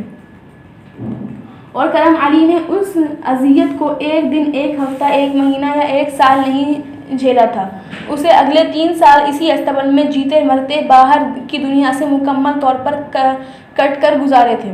3 سالوں میں حادثاتی طور پر اور طبعی طور پر ایک آدھ گھوڑے کی ہلاکت ہوئی بھی تھی، مگر اس کے کسی آدمی کو اب اس بات کا اندیشہ نہیں تھا کہ استبل کے گھوڑوں کو اب 3 سال پہلے جیسا کوئی مسئلہ درپیش ہو سکتا تھا۔ وہاں کام کرنے والا کوئی شخص اب ہفتے کے دنوں کی گنتی نہیں کرتا تھا، سوائے ایک آدمی کے، وہ کرم علی کے۔ 3 سال میں اس نے موت کا انتظار کیا تھا، پھر برس کے مرض کے دوبارہ ظاہر ہونے کا، اور پھر اس میں کوئی بھی نمودار نہیں ہوا تھا۔ کسی نے کرم علی سے زیادہ لمبی موت نما زندگی نہیں پائی ہوگی۔ اس میں کرم علی کا یہی خیال تھا۔ 3 سال نے اس کا ظاہر کو جتنا بدلا تھا، اندر کو اس سے زیادہ تبدیل کر دیا تھا۔ ہر ہفتے بدلنے والا 1000 دینار ہر مہینے جمع کر کے وہ اسی طرح پاکستان بھجوا دیتا تھا۔ اس نے 3 سال میں ان دینار میں سے 1 دینار بھی خرچ نہیں کیا تھا، اور ہر ماہ اتنی بڑی رقم پاکستان بھجواتے رہنے سے اس کے خاندان کی مالی حالت اور بھی اچھی ہو گئی تھی۔ وہ جانتے تھے کہ اب کرم علی شیخ کے استبل میں کام کرتا تھا۔ کیا کام کرتا تھا، یہ ان میں سے کسی نے بھی کبھی کرم علی سے نہیں پوچھا۔ یہ پوچھنا ضروری نہیں تھا بھی نہیں، اور ان 3 سالوں میں کرم علی باقاعدگی سے ان سب سے بات کرتا رہا، اور بار بار اس چبھن کا شکار ہوتا رہا کہ ان میں سے کسی کو اس کے پاکستان آنے کا انتظار نہیں تھا، صرف اس رقم کا انتظار ہوتا تھا جو وہ پاکستان بھجواتا تھا۔ وہ اگر اس کے پاکستان آنے کے بارے میں پوچھتے بھی تھے تو اتنے سرسری انداز میں کہ کرم علی کو شاید کوئی لمبی چوڑی وضاحت بھی دینی نہیں پڑتی تھی۔ اسی سانس میں وہ دوسرا جملہ کوئی مطالبہ ہوتا تھا۔ اس کی ایسی ہر فون کال کے دوران کوئی نہ کوئی آدمی موجود ہوتا تھا۔ نہ بھی ہوتا تو کرم علی اپنی فیملی کو اپنی مصیبت کے بارے میں نہ بتاتا۔ اسے لگتا تھا کہ اس کی تکلیف ان کے لیے تب تک کوئی معنی نہیں رکھتی جب تک وہ انہیں اتنی بڑی رقم بھجوا رہا تھا۔ 3 سال میں صرف عارفہ تھی جس کا وہ اپنے آپ کو مجرم سمجھنے لگا تھا۔ وہ کبھی کھل کر اس سے یہ نہیں بتا سکا تھا کہ وہ چاہتا ہے کہ وہ اس کا انتظار نہ کرے، کسی اور کے ساتھ شادی کر لے۔ بہت بار اس نے عارفہ سے یہ کہنا چاہا لیکن کوئی نہ کوئی چیز آڑے آتی رہی۔ کبھی عارفہ کی کوئی بات، اس کی ہنسی، کبھی کرم کی جھجک، مناسب الفاظ کے انتخاب کی کوشش، اور کبھی فون کٹ جاتا اور پھر سب کچھ جیسے اگلے ہفتے پر چلا جاتا تھا۔ اس نے کئی بار عارفہ سے بات کرنا بھی چھوڑا صرف اسی خواہش میں کہ وہ اس کے بے اعتنائی پر اس سے متنفر ہو جائے یا اسے اس کی نیت یا اور اس کے ارادے پر ہی کوئی شبہ ہو کہ شاید وہ واپس آنے کا ارادہ نہیں رکھتا، شاید وہ اس سے اب شادی کرنا نہیں چاہتا، شاید وہ کسی دوسری عورت کے چکر میں ہے۔ کئی ہفتے اسے فون نہ کرنے کے بعد وہ ایک بار پھر دل کے ہاتھوں مجبور ہو کر اسے فون کرتا اور چند چھوٹے موٹے گلوں کے بعد سب کچھ پھر وہی پر آ جاتا۔ عارفہ کو اس پر اندھا اعتماد تھا۔ یہ ممکن ہی نہیں تھا کہ وہ اس پر شک کرتی، یا اسے کبھی شک ہوا بھی ہو تو اس نے کرم علی سے اس کا اظہار نہیں کیا۔ وہ اس کی زندگی کے 28ویں سال کا انتظار کر رہی تھی جبکہ کرم علی کو واپس آ جانا تھا، اور ایک موہوم سی امید اور آس کے ساتھ جڑی ہوئی تھی کہ شاید وہ اس سے بہت پہلے واپس آ جائے، شادی کے لیے نہ صحیح ویسے ہی صحیح۔ اور ہر خط میں وہ یہ لکھتی تھی کہ وہ اس کے ہر خط کو ہزاروں نہیں تو کم سے کم سینکڑوں بار تو ضرور پڑھتا، اور اس کے ضمیر کا بوجھ بڑھتا جاتا۔ وہ اسے دھوکہ دے رہا تھا، اس کے ساتھ جو کچھ کر رہا تھا غلط کر رہا تھا۔ وہ جانتا تھا وہ اس کی زندگی کے سال ضائع کر رہا ہے۔ کرم علی کی خاموشی اگر کسی کو نقصان پہنچا رہی تھی تو وہ عارفہ کے علاوہ اور کوئی نہیں تھا۔ ہر بار اس کا خط پڑھنے پر خود سے وعدہ کرتا تھا کہ اس بار وہ اسے کہہ سکے گا کہ وہ اس سے شادی نہیں کر سکتا اور اس کے انتظار میں اپنی زندگی ضائع نہ کرے۔ اس نے بہت خطوں میں عارفہ کو یہ بات لکھی بھی، مگر کبھی کسی خط کو پوسٹ کرنے کی ہمت نہیں کر سکا۔ یہ اس کی خود غرضی تھی یا بزدلی یا پھر عارفہ سے محبت، وہ یہ طے نہیں کر پایا تھا۔ 3 سال کرم علی اگر چاہتا تو وہ اپنے کوارٹر میں بیٹھے بیٹھے ہاتھ پاؤں بھیلائے بغیر گزار دیتا۔ کم سے کم سعود بن جابر نے کھلے لفظوں میں اس سے یہی کہا تھا، مگر کرم علی دن میں 8 گھنٹے استبل میں کام کرنے کے بعد بعض دفعہ 8 گھنٹوں سے بھی زیادہ وہ جانوروں کے ساتھ پہلی بار اتنا وقت گزار رہا تھا۔ بعض دفعہ اسے لگتا کہ وہ جیسے وہ ان کی زبان سمجھنے لگا تھا، ان کے احساسات، ان کے جذبات۔ وہاں استبل میں بندھے گھوڑے اسے اپنے جیسے مجبور اور اپنے جیسے بے بس لگتے تھے، یا اس سے کچھ کم بے بس جانوروں سے یہ محبت اس نے شیخ سعود بن جابر کے استبل میں سیکھی تھی، اور پھر یہ ساری عمر اس کے ساتھ رہی۔ 3 سال میں اس نے صرف کام نہیں کیا تھا، عبادت بھی بہت زیادہ کی تھی۔ وہاں سے نکلنے کے لیے، اس مصیبت سے جان چھڑانے کے لیے اس نے ہر وہ وظیفہ پڑھا تھا جو اسے یاد آیا تھا۔ پہلا 1 سال تو وہ دن رات قرآن پڑھنے کے علاوہ کچھ اور کرتا ہی نہیں تھا۔ سارا دن وہ استبل میں کام کرتا اور ساری رات قرآن پڑھتا رہتا، خاص طور پر ہفتے کی 7ویں رات کو جب اس کی زندگی داؤ پر لگتی تھی۔ خوف تھا یا کیا، مگر اسے نیند نہیں آتی تھی۔ وہ بے خوابی کا شکار ہو گیا تھا اور اس حالت میں وہ قرآن لے کر بیٹھا رہتا۔ پہلے سال کے بعد اس نے وظیفے چھوڑ دیے تھے۔ وہ صرف قرآن پڑھتا، نماز پڑھتا، اپنی آزمائش پر جیسے اسے صبر آنے لگا تھا۔ اسے لگتا وہ حضرت یونس علیہ السلام کی طرح مچھلی کے پیٹ میں ہے۔ فرق صرف یہ تھا کہ وہ نہیں جانتا تھا کہ وہ کبھی باہر آ سکے گا یا نہیں۔ 3 سال تک وہ ہر روز صبح آنکھ کھلنے پر اور رات کو سونے سے پہلے اپنے جسم کے ہر وہ حصے کو دیکھتا کہ جس کے اپنے جسم پر نظر آنے پر کوئی ہفتے خوف کا شکار رہا تھا۔ اب وہ اسی کے جسم کے کسی دوسرے حصے پر نظر آنے کی دعا مانگا کرتا تھا، اور برس اس کے لیے جیسے اسے اسم اعظم بن گیا تھا، جسے پڑھ کر وہ وہاں سے نکل سکتا تھا۔ اور 3 سال بعد اب اسے بہرحال اپنی دائیں ران پر وہ ننھا سا دھبا نظر آ گیا تھا جس نے اسے مچھلی کے اس پیٹ سے نجات دلا دی تھی۔ وہ کئی گھنٹے خوشی اور بے یقینی کے عالم میں تیز رہتے ہوئے دل کے ساتھ اس ننھے سے دھبے کو دیکھتا رہا۔ پھر اسے لگا جیسے وہ نظر کے دھوکے کا شکار ہو رہا ہے۔ شاید وہ دھبا اس کے جسم پر تھا ہی نہیں، لیکن جب کئی بار آنکھیں بند کرنے اور کھولنے پر بھی وہ دھبا وہیں رہا تو اسے شک ہونے لگا کہ وہ برس کے بجائے کسی اور چیز کا داغ بھی ہو سکتا تھا۔ اگلے کئی دن وہ پہلے کی طرح پین لے کر اس کے داغ کے گرد حد بندی کرتا رہتا۔ داغ بڑھ رہا تھا، ایک ننھے سے دھبے سے وہ ایک سکے کے برابر ہو گیا تھا۔ تب ایک لمبے عرصے کے بعد وہ سعود بن جابر سے ملا۔ دھبا دیکھ کر وہ بھی اسی طرح سکتے میں آ گیا تھا جیسے کرم علی۔ بہت دیر چپ رہنے کے بعد اس نے کرم علی سے پوچھا، یہ کب ظاہر ہوا؟ اس کے لہجے میں تشویش تھی۔ 2 ہفتے پہلے، کرم نے کہا، اور پچھلے 2 ہفتوں سے برس پھیلنے کے باوجود سعود بن جابر کے کسی گھوڑے کو کچھ نہیں ہوا تھا۔ سعود بن جابر کو کچھ تسلی ہوئی۔ تو اب میں جا سکتا ہوں؟ کرم علی نے دھڑکتے دل کے ساتھ بالآخر وہ سوال کیا جس کا وہ جواب جانتا تھا۔ سعود بہت دیر چاپ اس کا چہرہ دیکھتا رہا۔ وہ 3 سال میں اس کی زندگی میں ہونے والی ایک چیز سے واقف تھا، یہاں تک کہ عارفہ سے بھی۔ کرم کی فون کا کالز ریکارڈ ہوتی تھی۔ وہ یہ بھی جانتا تھا کہ وہ ہر ہفتے ملنے والی رقم جو کہ تو پاکستان بھیج دیتا ہے، اس میں سے کچھ بھی خرچ کیے بغیر وہ یہ بھی جانتا تھا کہ 3 سال میں وہ استبل کے اچھے ملازمین میں شمار ہونے لگا تھا۔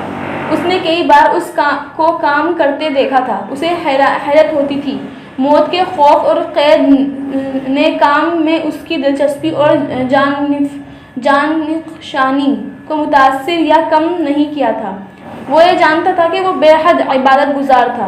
3 سال میں کئی بار ولید نے اس کے کہنے پر کرم علی کے لیے عورتیں اور شراب بھجوائیں، اور ہر بار وہ شکریہ کے انداز کے ساتھ انہیں واپس بھجواتا رہا۔ 3 سال میں کبھی اسے کرم علی کے کسی مطالبے، کسی فرمائش کا پتہ نہیں چلا تھا۔ اسے کرم علی پر کبھی ترس یا رحم نہیں آیا تھا، مگر اس میں دلچسپی ضرور پیدا ہو گئی تھی، بالکل ویسی ہی دلچسپی جیسے اسے اپنے استبل میں بندھے ہوئے گھوڑوں سے ہوتی تھی۔ اسے کرم علی بھی اپنے استبل کا ایک گھوڑا لگتا تھا، ویسا گھوڑا جیسے گھوڑوں کے لیے سعود کچھ بھی کر سکتا تھا۔ کہاں جاؤ گے تم؟ سعود نے بالآخر اس سے پوچھا۔ کرم علی سوچ میں پڑ گیا۔ واقعی وہ اب کہاں جائے گا؟ 3 سال سے کویت میں کسی شخص کے ساتھ اس کا کوئی رابطہ نہیں تھا۔ اس کے گھر والے بتاتے تھے کہ کویت میں اس کے پرانے دوست سمجھتے تھے۔ وہ بے حد مغرور ہو گیا تھا اور غرور میں ہی کسی سے رابطہ نہیں رکھ رہا تھا، اور اب اگر وہ جا کر انہیں بتائے گا کہ وہ کسی وجہ سے تو پاکستان جاؤ گے؟ سعود بن جابر نے اسے سوچتے دیکھ کر ایک بار کہا۔ پاکستان؟ کرم علی چونک گیا۔ اتنا پیسہ تو اس کی فیملی اب جمع کر ہی چکی ہوگی کہ وہ ہمیشہ کے لیے پاکستان چلا جاتا۔ جتنا روپیہ اس نے سعود بن جابر کے استبل میں کام کر کے 3 سال میں ملا تھا، اتنا پیسہ وہ 28 سال تک کہیں مزدوری کر کے بھی نہیں کما سکتا تھا۔ ہاں واقعی اسے پاکستان چلے جانا چاہیے، اس نے بے حد مسرور ہو کر سوچا۔ ہاں میں پاکستان جاؤں گا، کرم نے بے ساختہ کہا۔ اس کے بعد واپس آؤ گے؟ سعود بن جابر نے پوچھا۔ واپس؟ کرم چونکا۔ نہیں، واپس کیوں آؤں گا؟ کچھ نہ کچھ کر لوں گا۔ میرے گھر والوں کے لیے کافی رقم جمع کر لی ہوگی، میرے گھر والوں نے، اس سے کوئی کاروبار کر لوں گا۔ کرم علی نے بڑے اعتماد سے کہا۔ رہائی کے آثار نظر آتے ہی اس کے لہجے کا اعتماد لوٹ آیا تھا۔ یہاں کام تو کر رہے ہو، چاہو تو یہیں رہ جاؤ اسی تنخواہ میں۔ کرم علی نے چونک کر اسے دیکھا، پھر بے ساختہ کہا۔ نہیں، مجھے یہاں نہیں رہنا، واپس پاکستان جانا ہے۔ سعود کو وہی جواب ملا تھا جس کی وہ توقع کر رہا تھا۔ تم ایک بے حد عجیب آدمی ہو کرم علی۔ کرم علی نے حیرانی سے سعود بن جابر کا چہرہ دیکھا۔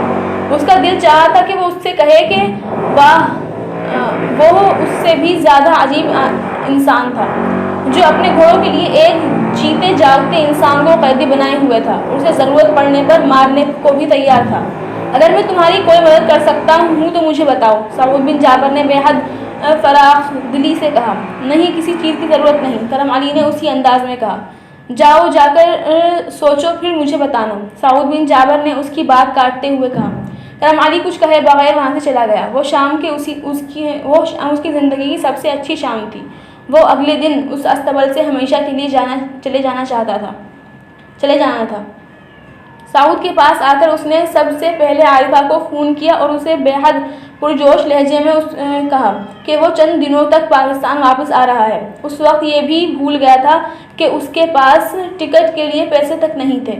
عارفہ اس کی طرح خوش ہوئی تھی اور خوشی کے ساتھ اسے حیرانی بھی ہوئی تھی۔ چند دن کے بعد کرم علی اور آج کے کرم علی کی آواز میں زمین آسمان کا فرق تھا۔ میں تمہیں سب کچھ پاکستان آ کر بتاؤں گا، کرم علی نے اس سے کہا تھا۔ پھر اس نے دوسرا فون اپنے گھر اپنے باپ کو کیا تھا۔ رسمی علیق سلیق کے بعد اس نے اسی پرجوش انداز میں انہیں بتایا کہ وہ چند دنوں تک مستقل طور پر پاکستان آ رہا تھا۔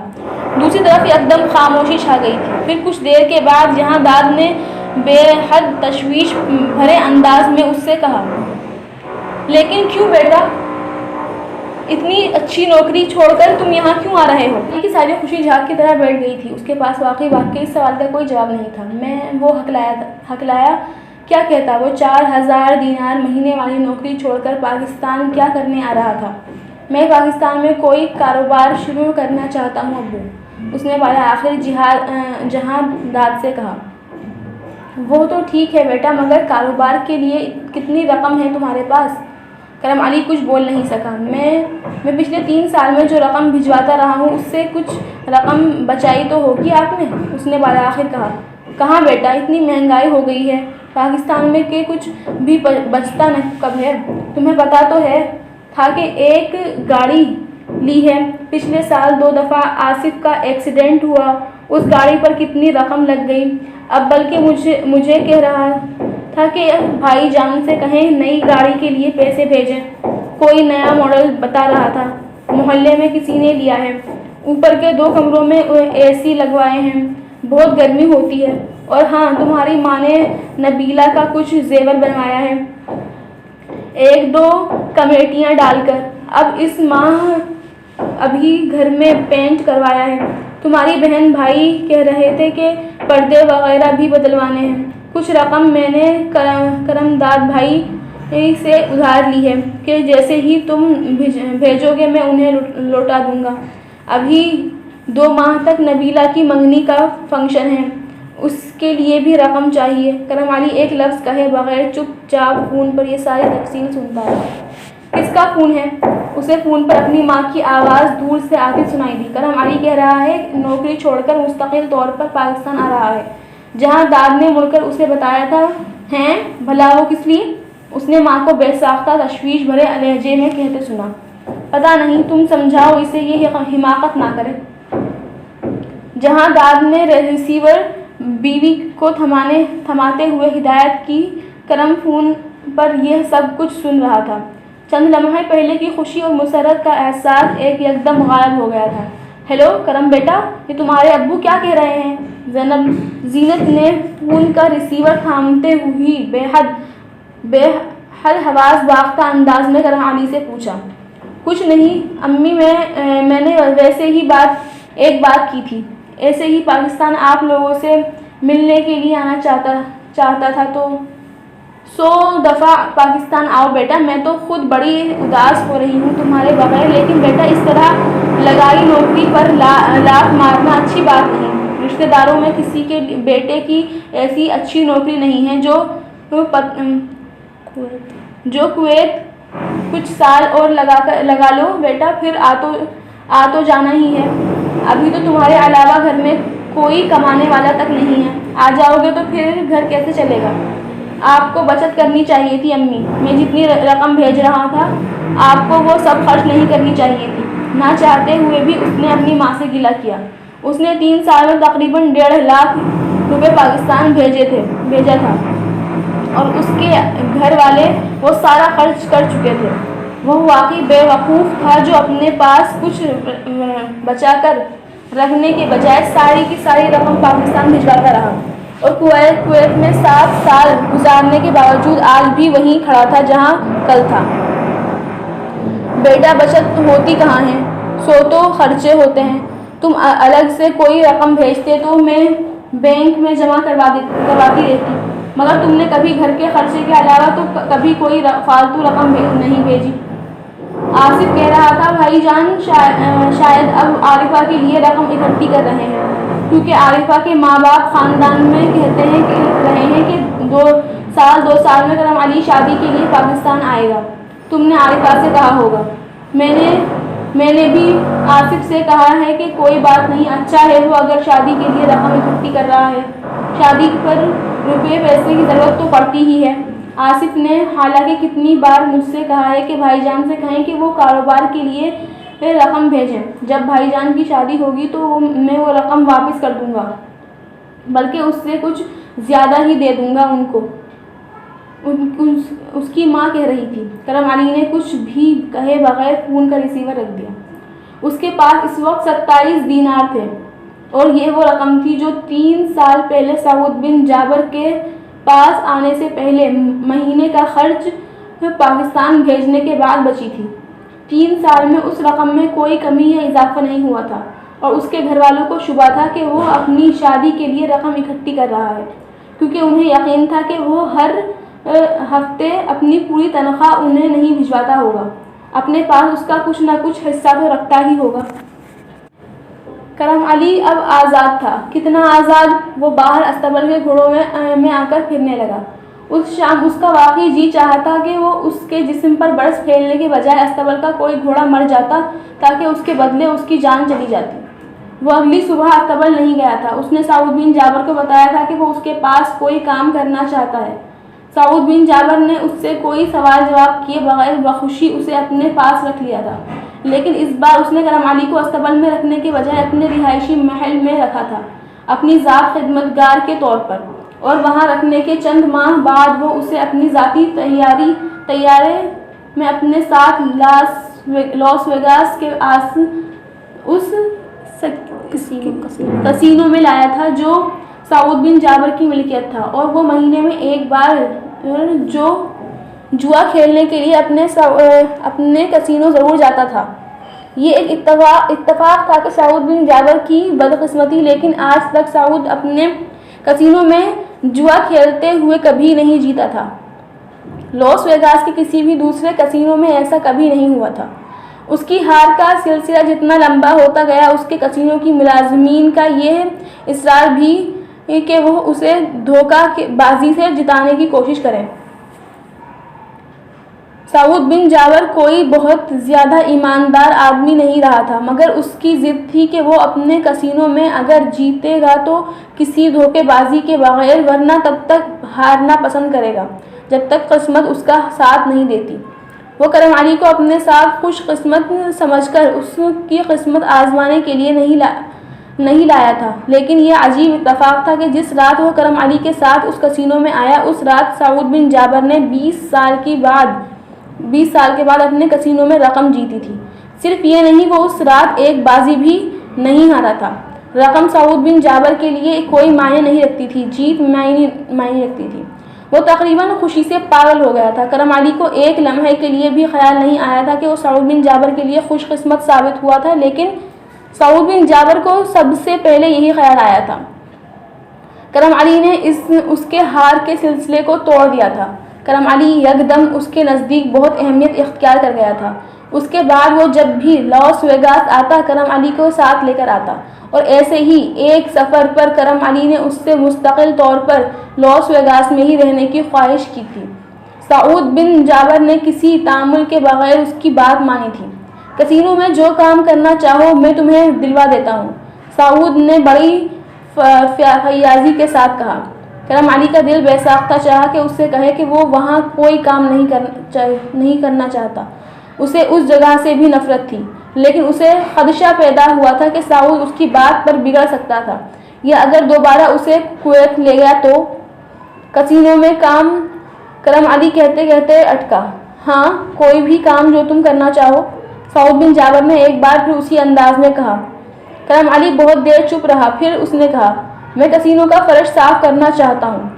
سعود بن جابر کو 3 سال سے زیادہ کے عرصے میں کرم علی کبھی بیوقوف نہیں لگا تھا، مگر اس وقت وہ واقعی احمق تھا۔ اس کی جگہ کوئی اور ہوتا تو آج سعود بن جابر سے کچھ ایسی چیز مانگتا جس سے ہمیشہ کے لیے اس کی قسمت بدل جاتی، مگر وہ چھوٹے ذہن اور چھوٹی کلاس سے تعلق رکھنے والا آدمی تھا، اتنا بڑا خواب کیسے دیکھتا؟ 3.5 سال میں پہلی بار سعود بن جابر کا دل اس سے اٹھ گیا۔ وہ یہ نہیں جانتا تھا کہ اسے اس چھوٹے ذہن کے اور چھوٹے کلاس سے تعلق رکھنے والے آدمی نے اس میں ان چند کاموں میں سے ایک چننے کی کوشش کی تھی جس سے اسے رزق حلال کے قریب ترین والا ملتا۔ سعود بن جابر نے ہی امریکہ میں اس کے سارے پیپرز بنوائے تھے۔ کرم علی کویت سے ویگاس آ گیا تھا۔